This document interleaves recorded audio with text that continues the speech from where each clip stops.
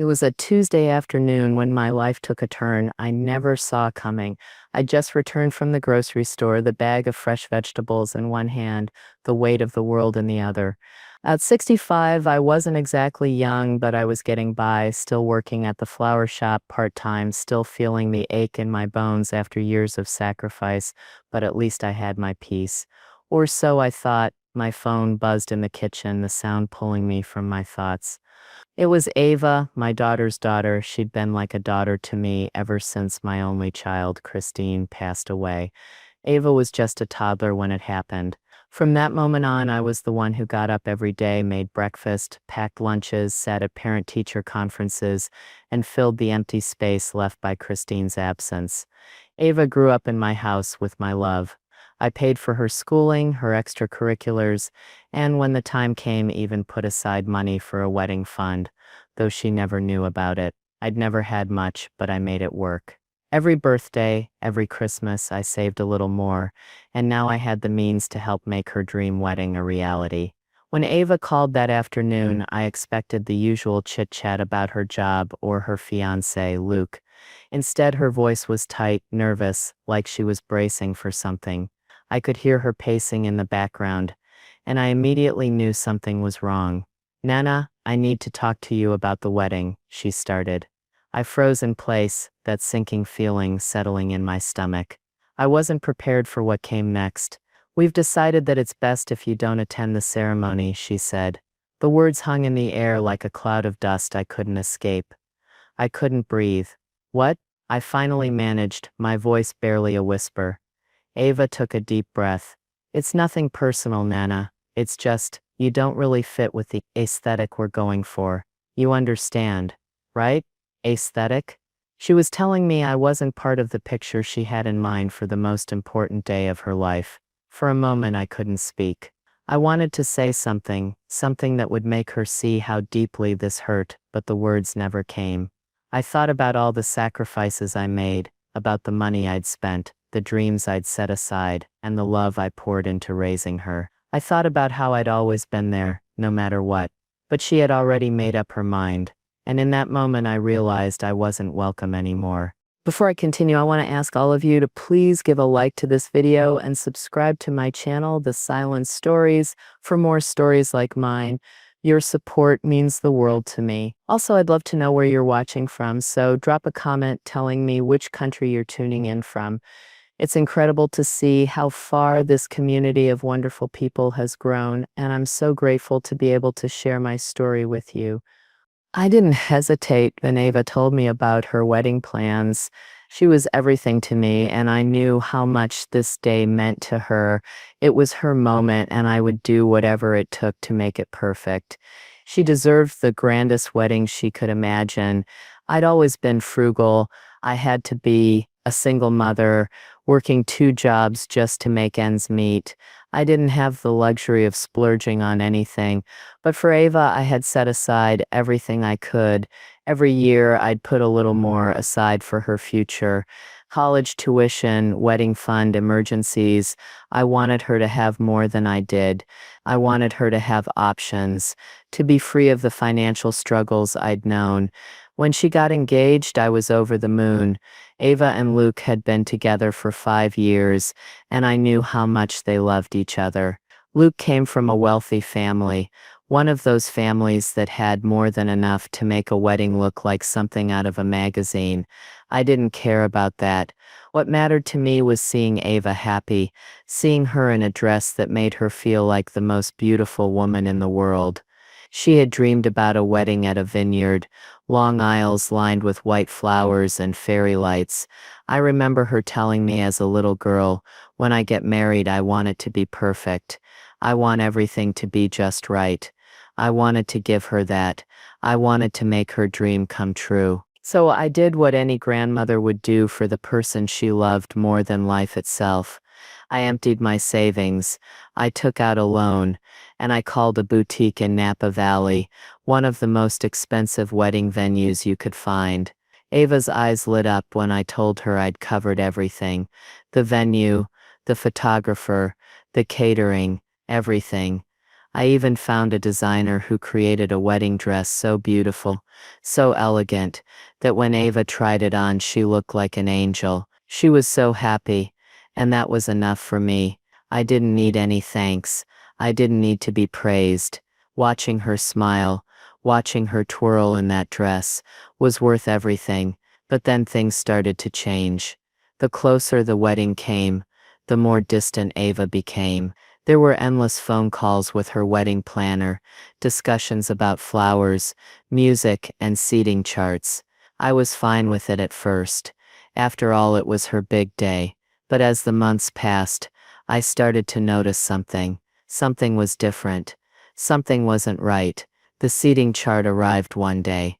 I pulled it out of the envelope, excited to see where I would be seated at the wedding. It was supposed to be a celebration of Ava and me, of everything we had been through together. But when I saw the table I was assigned to, I felt a chill run through me. It was far away, in the back of the room, labeled extended family. I thought it was a mistake, a simple oversight. But it wasn't. It wasn't long after that. When Ava started to pull away, her calls became less frequent. When she did call, it was about trivial details, the flower arrangements, the weather forecast, but we never talked about how she was doing, how I was doing. I couldn't shake the feeling that something was slipping between us. And then came the phone call, the one that shattered everything. "Ava, what's going on?" I asked, trying to mask the concern in my voice. I had no idea what was coming. The phone call wasn't what I expected. Avi's voice was too sweet, too careful, like she was walking on eggshells. I knew something was wrong. I knew it then, but I didn't want to face it. I didn't want to believe that after everything I had done for her, this was how she would treat me. "Nana, I need to tell you something," she began, her words coming slower now, as if weighing each one before speaking it. "We're working with a photo consultant to make sure everything looks perfect for the wedding, and they're creating an aesthetic for the whole event. You know, a vibe, a theme." I felt a wave of confusion. A theme? What does that have to do with me? I asked, trying to keep the tremor out of my voice. My stomach churned with a strange nauseous feeling. Something in me knew where this was going, but I wasn't ready to hear it. Avi hesitated. It was only for a second, but it felt like an eternity. Then she said the words that would haunt me forever. "Nana, your style, it doesn't fit the vision we have for the wedding. You know what I mean?" Her voice trailed off, unsure, almost apologetic. But I couldn't find any apology in the words. Only distance. I felt the blood rush from my face. For a moment I couldn't breathe. I didn't know what to say. My mind raced as I tried to process her words.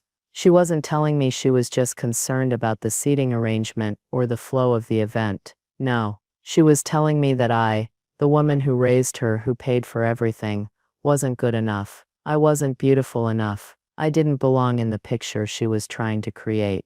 "Wait," I finally managed, my voice trembling. "Are you saying you don't want me at the wedding?" There was a long pause on the other end of the line.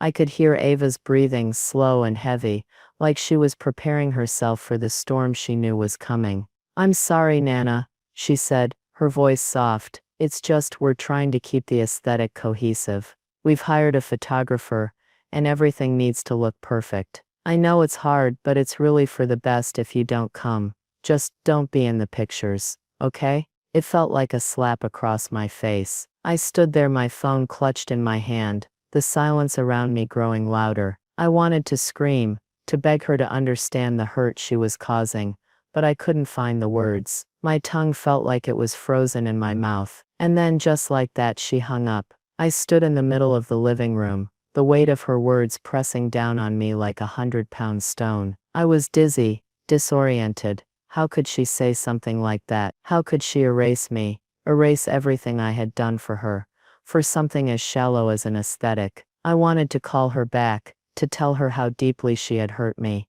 but something inside me held me back. The woman I had raised, the little girl I'd loved, with all my heart, had just told me that I was no longer welcome in her life, and all because of a picture. So I sat there in silence. I let the silence fill the room. I let it settle in my chest, and I thought about the years I had spent raising her, about the sacrifices I'd made for her happiness. And for the first time in my life, I realized something I wasn't ready to accept. Ava wasn't the person I thought she was. I didn't go to the wedding. Ava had given me the perfect reason to stay away, and as much as it broke my heart, I knew it was the right thing to do. There was no way I could sit in that room, no way I could smile and pretend that everything was fine when she had just erased me from her life like a mistake on a piece of paper. I was hurt, deeply hurt, but there was something else growing inside me, a coldness, a determination. I had spent years giving, sacrificing, loving without hesitation. And for what? To be dismissed so easily, so casually, like I was a part of the background she didn't need to worry about. The day of the wedding came, and I stayed home. I sewed a lavender dress for myself, the kind of dress I would have worn to the ceremony if I had been invited to be part of it. It was simple, nothing fancy, but it was something I made with my own two hands. It felt like an act of defiance, a way of reminding myself that I was still here, still capable of doing things for myself. I didn't attend the rehearsal dinner. I didn't attend the ceremony. Instead, I stayed in the house that used to be filled with laughter and love, the house where I had raised Ava, where I had dreamed of seeing her marry. I wasn't bitter. I wasn't angry. I just wasn't going to let her treat me like this. The night of the wedding, I went into Ava's old room. The room still smelled like her childhood, like crayons and old books and the scent of her baby lotion. It was hard to go in there, but it felt right. I stood in front of the bookshelf for a while, letting the memories wash over me. On the top shelf, I saw the manila envelope where I had tucked away the receipt for the designer gown I had bought her, the $8,500 dress that I had paid for with my own savings. I opened the envelope, feeling the weight of my decision. I wasn't angry at Ava anymore. I had made peace with it, but I had nothing left to give. The fire in me, the one that had fueled all my sacrifices for her, was gone. All that was left was the ashes. Without hesitation, I walked outside to the burn pit in the backyard. Vera, my closest friend and confidant, stood next to me in silence, watching as I lit the fire. I didn't explain. I didn't need to. This wasn't something I needed to justify to anyone, especially not to myself. I had done what I thought was right, and now it was time to let go. I dropped the dress receipt into the flames first. The paper curled and blackened, disappearing into the fire. Then I followed with the other items. The memories, the moments. I watched as everything I had once treasured burned away. Ava would never know the depth of this moment.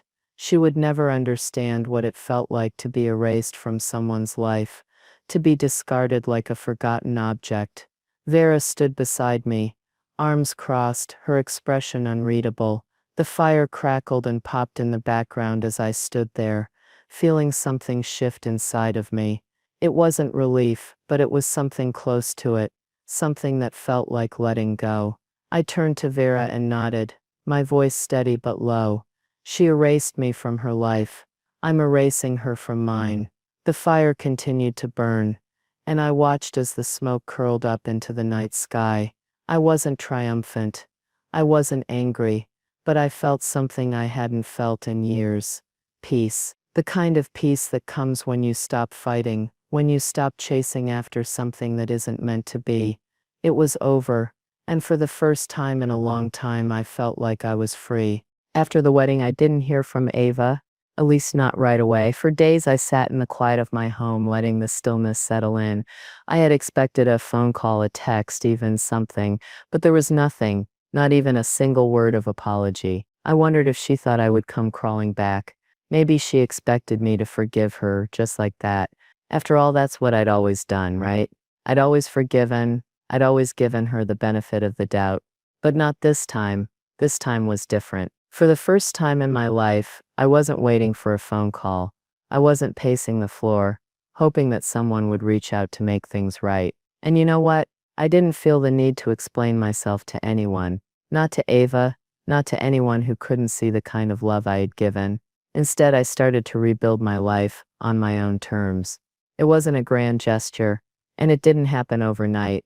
But I knew that I needed to do something for myself, something that didn't have anything to do with Ava or her expectations. I signed up for a painting class at the community center. It was something I'd always wanted to do but had never found the time for. It felt strange at first, holding a brush, trying to create something with no direction, no purpose other than to just be. But as I painted, I felt something inside me begin to shift. I wasn't just making art, I was making a new life for myself. On weekends, Vera and I would go to the waterfront for sweet tea and people watching. I would stop by the flower shop, pick out a new bouquet, and bring it home to brighten up my kitchen. There were no more worries about what Ava thought, no more fretting over seating charts or flower arrangements. There was just me, and for the first time in years, I could finally breathe. It wasn't that I didn't love Ava anymore. It was that I had learned to love myself first. One day after lunch with Vera, I went home and took a long walk in the park near my house. The air smelled like jasmine, and the sun was starting to dip lower in the sky, casting long shadows across the path. I found a bench by the lake and sat there for a while just watching the water. A small group of ducks swam by, and I smiled. I had spent so many years worrying about everyone else. I had made everyone's problems my own. But now I realized I didn't need to fix everything. I didn't need to be everything to everyone. It was okay to just be. Later that week, Vera called me. "Odessa, you're different," she said, lighter. "Like you've let go of something heavy." I paused, letting her words sink in. It was true. I had let go. I had let go of the anger, the hurt, and most of all the idea that I had to sacrifice everything for someone who would never appreciate it. "I don't carry disappointment anymore," I said quietly. "I'm done with it." Vera didn't say anything at first. Then she laughed softly. "I'm glad you figured that out, Odessa. Took you long enough." We both chuckled, and I realized something important. I had stopped waiting for Ava to change. I had stopped waiting for her to see me, to value me. I had finally started to see myself. I wasn't just a grandmother anymore. I wasn't just a woman who had lived her life in the background. I was a person, with dreams and desires, and a future that was mine to shape. And for the first time in years, I felt truly free. I wasn't surprised when Ava finally reached out. It had been 6 months, and I'd heard rumors through the grapevine. Her relationship with Luke was on the rocks, and she was struggling. But I didn't think she would come back, not after everything that had happened. Not after she had erased me from her life like I was just a distant memory. The first call came one evening, right after dinner. I was sitting in the living room with my feet up, flipping through a magazine I'd picked up from the library. I heard my phone ring from the kitchen, and before I even looked at the screen, I knew it was her. "Ava." I stared at the number for a few moments, then picked up the phone. My heart wasn't pounding, but there was something inside me that had shifted, something that no longer feared confrontation, no longer feared disappointment. It was just the phone, just another call. "Hello," I said, keeping my voice neutral. There was a long pause before Ava spoke. Her voice was shaky, but it wasn't the same sweet tone she had used when she'd told me to stay away from her wedding. This time it was desperate. "Nana," she said softly, "I know we haven't talked in a while, and I know I messed up. I just wanted to say I'm sorry. I've been thinking a lot about everything, about how I treated you." I let her talk, but I didn't respond right away. I wasn't ready to forgive her, not yet. Part of me wanted to hang up, to shut the door on the past and never look back. But another part of me wondered if she was truly sorry, if this apology was the one I had been waiting for. Ava continued, her voice growing more pleading. "I know I hurt you. I know I pushed you away. But things aren't good with Luke. And I don't know where to turn. I don't know who to turn to." I sat there in silence, listening to her voice crack. She was hurt, yes, but she had hurt me too. The irony of it all wasn't lost on me. "I was wrong, Nana," she said. "Please, can we talk? I want to fix things." I closed my eyes for a moment, trying to hold back the rush of emotions that threatened to spill out. I had every right to be angry, to hold on to my hurt, but somewhere deep inside I knew that I wasn't angry anymore. I wasn't angry at Ava. I was disappointed. I was sad for the woman she had become, and I was sad for the fact that it had taken losing everything to realize what really mattered. "I'm not angry, Ava," I said quietly, my voice steady. I'm just not available anymore. There was a pause on the other end. I could hear her breathing sharp and heavy, and then she spoke again, this time with more force. You can't mean that, she said, her voice rising. You're my grandmother. I need you. I've made mistakes, but don't shut me out. I didn't flinch. I didn't falter. You erased me from your life when it didn't fit with your image. I replied calmly. You made a choice, and so did I. Her silence stretched on for a few seconds. When she finally spoke, her words were tinged with bitterness. I'll never understand this, she said softly. I just wanted things to be perfect. Perfect, I echoed. No, Ava, perfect doesn't exist. What you wanted was control, and you took that control from me. But I'm not the person you can control anymore. She didn't respond. Instead, there was just the sound of her breathing, the weight of what I had said hanging in the air between us. Goodbye, Ava, I said, my voice clear. I hope you find what you're looking for, but it won't be from me. And with that, I hung up.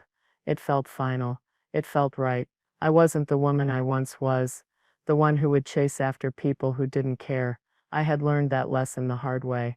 I wasn't angry, and I wasn't sad. I was simply done. That night, I sat in my favorite chair by the window, sipping a cup of hot tea as the evening light faded into twilight. The world outside was quiet, peaceful, and for the first time in a long time I felt content. Ava had tried to come back, but the truth was I didn't need her in my life to be happy. I had spent too many years thinking that my worth was tied to other people's opinions of me. Now I knew better. I was enough, and for the first time I was living my life on my own terms. A week after I hung up on Ava, I received a letter. The envelope was pale pink, just like the ones she had sent out for her wedding invitations. Inside, there was no heartfelt apology, no grand gesture of reconciliation. Instead, there was a printed document from her lawyer requesting a meeting to discuss legal matters. I didn't need to read the whole thing to know what it was about. Ava wanted the money, the inheritance that I had built for her over the years. The money she assumed was hers. I folded the letter slowly and placed it on the kitchen counter. I wasn't angry. I had learned long ago that anger was a fruitless emotion. Instead, I felt something far colder: determination. If Ava thought she could make me bend, she had another thing coming. I didn't call her. I didn't need to. I had a lawyer of my own now, Simone, the estate attorney, who had helped me change my will after the wedding. Simone had been my client back in the day, back when she was just starting out as a lawyer. She had worked part-time at the flower shop, and I had always admired her tenacity and ambition. Over the years, our relationship had shifted from client and service provider to friend and confidant. When I needed help, she was the first person I turned to. And when it came time to revise my will, to ensure that nothing was left to Ava, she was there to help. I called Simone the day I received the letter from Ava's lawyer. Simone's voice was calm and steady when she answered, as always. Odessa, what's going on? I told her about the letter. I told her about Ava's legal claim, about how she thought she could force me to give up what I had spent my life saving. Are you worried about this? Simone asked, her tone clipped but not dismissive. I paused. No, I'm not, but I am tired of her thinking she can control me. I'm tired of feeling like I owe her something for the love I gave her. She's had enough. Simone was quiet for a moment, and then she spoke again. I'll take care of this. She's not going to win. You have all the proof you need. We'll take it to court. And so we did. I hadn't expected the court battle to be anything less than uncomfortable. I had seen the way things unfolded in movies, lawyers talking over each other, pointing fingers, dramatic speeches. But nothing could have prepared me for the coldness in the air. As I walked into that courtroom, the day of the trial, I wore a simple navy blue dress. I didn't need to dress up for anyone. I wasn't there to impress anyone. I wasn't there to beg for forgiveness or to explain myself. I was there to stand my ground. Simone and I sat at one table facing Ava and her lawyer on the other side. Ava didn't look at me. Her hair was pulled back into a tight bun, and she wore a look on her face that I couldn't quite read. But I knew she had no idea what she was walking into. Her lawyer started the proceedings, arguing that I had promised Ava the money, that I had led her to believe the inheritance was hers to claim. They tried to make it sound like I had manipulated her, like I had taken advantage of her trust. It was all a lie, but that didn't stop them from trying. Simone stood calm and composed and handed over Exhibit 23 years' worth of financial records that proved the money had always been in my name. No joint accounts, no beneficiary names, just me. She also handed over Exhibit B, the notarized affidavit I had signed after the wedding, outlining my decision to revoke Ava's inheritance. Ava Merryweather was never promised this money, Simone said, her voice firm.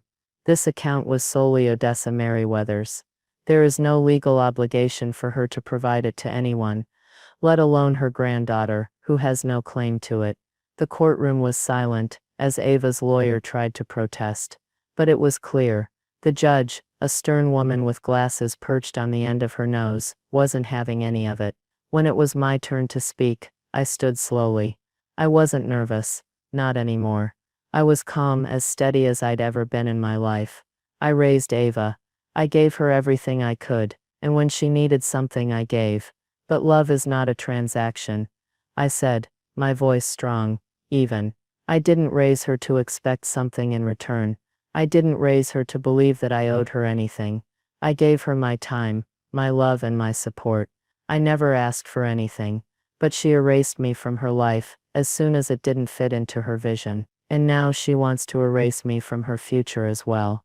I didn't look at Ava. I didn't need to. She didn't deserve my attention anymore. Instead, I turned to the judge. I'm here because I don't want anyone to think that love is something you owe. I continued. I gave Ava everything I could. But there's a point where you have to stop giving. There's a point where you have to choose yourself. The judge nodded slowly, and then she spoke. This court finds in favor of Miss Merryweather. The claims made by the plaintiff are dismissed. The account in question was never jointly held, and Miss Merryweather had every right to close it. It was over. As I walked out of the courtroom with Simone, I didn't feel victorious. I didn't feel angry. I just felt done. It was a relief, yes.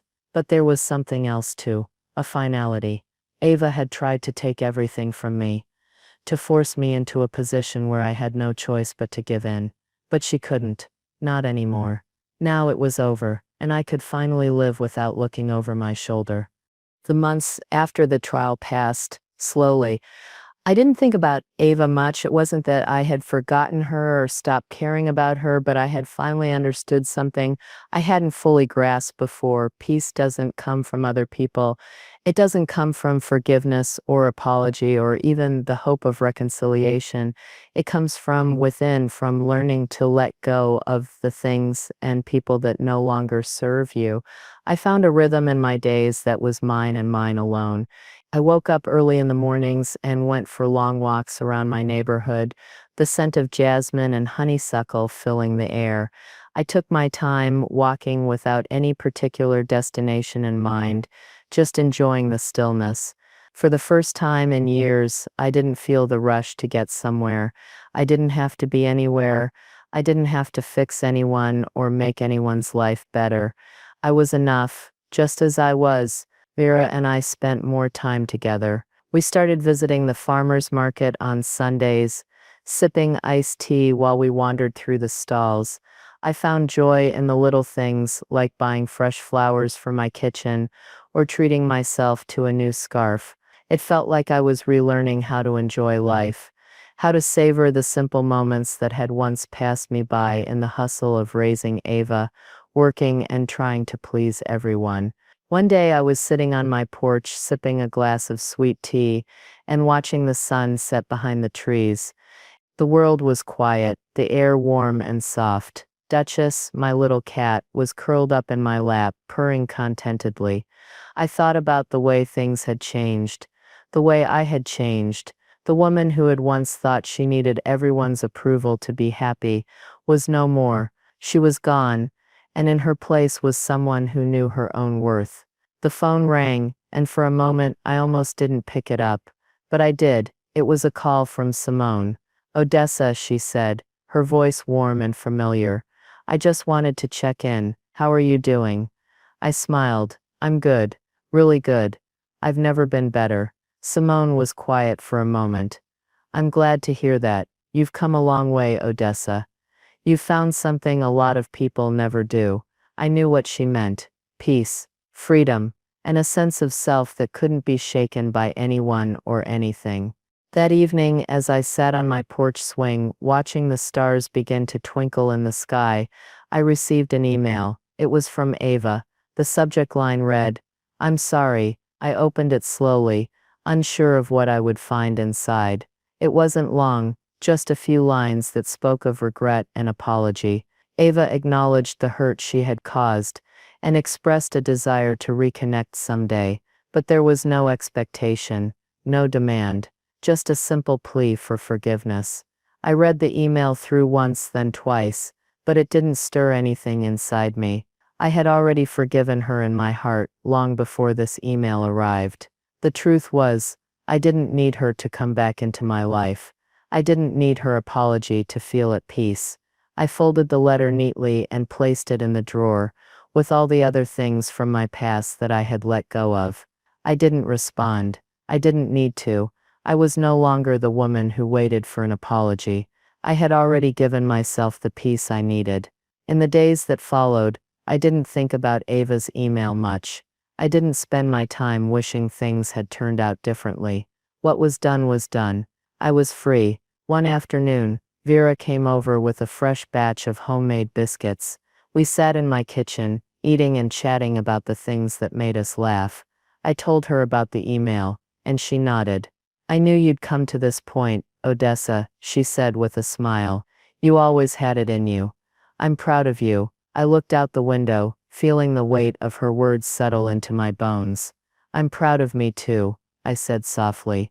I finally learned how to live for myself. As the years passed, I continued to build my life, on my own terms, without the weight of anyone else's expectations. The house was quiet, but it was peaceful. I still went on walks, still volunteered at the library, still painted in the evenings. I spent my mornings sitting on the porch swing, sipping my tea, watching the world go by.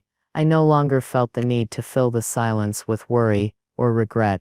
It was my silence now, and I filled it with peace. Ava never came back, but I didn't need her to. I had learned to stand on my own 2 feet.